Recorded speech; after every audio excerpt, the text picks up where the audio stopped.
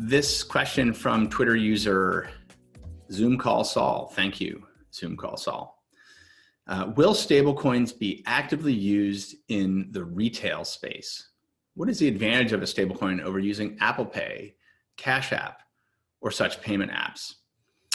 So I think we're going to see overwhelming use of stablecoins in the retail space and overwhelming use of stablecoins in the peer-to-peer payment app space as well.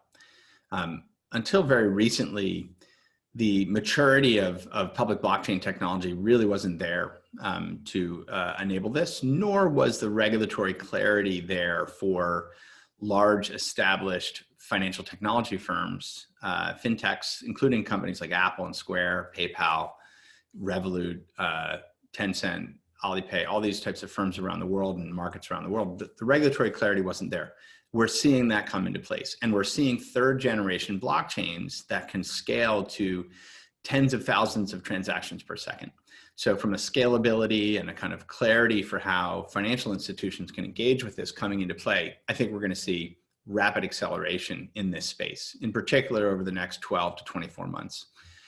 We're seeing early indicators of that emerging with USDC, where we're seeing some very significant players that are consumer facing, that touch a lot of end users, looking at introducing USDC support. And we're also seeing that with, of course, the pending launch of Libra from the Libra Association, which has some incredibly large consumer internet firms involved in it, not just Facebook, but leading consumer internet firms like Uber and Lyft and Spotify and others.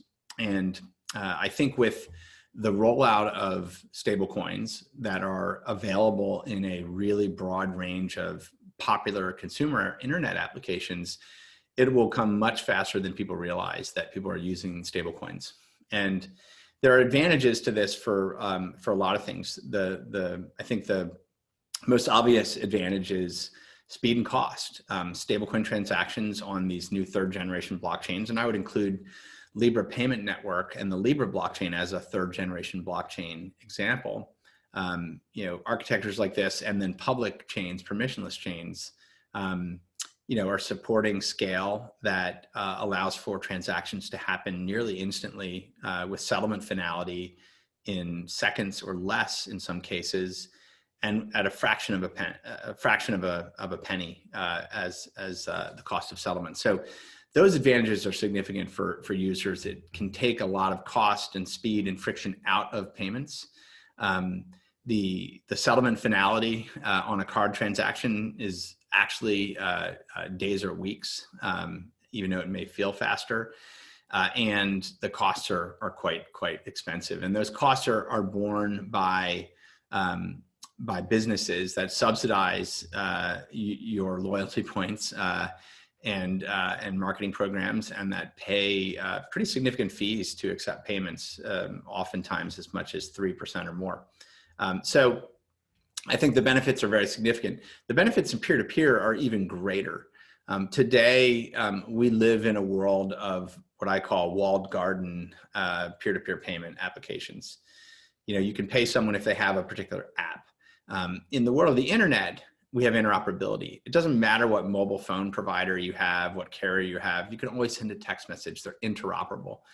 If you have a web browser on your phone or on your laptop or on your iPad or whatever device, if someone built a website, you can get to it. There's interoperability that allows everyone to interact on that global internet. And really the world of peer-to-peer payment and payments is trapped in a pre-internet era.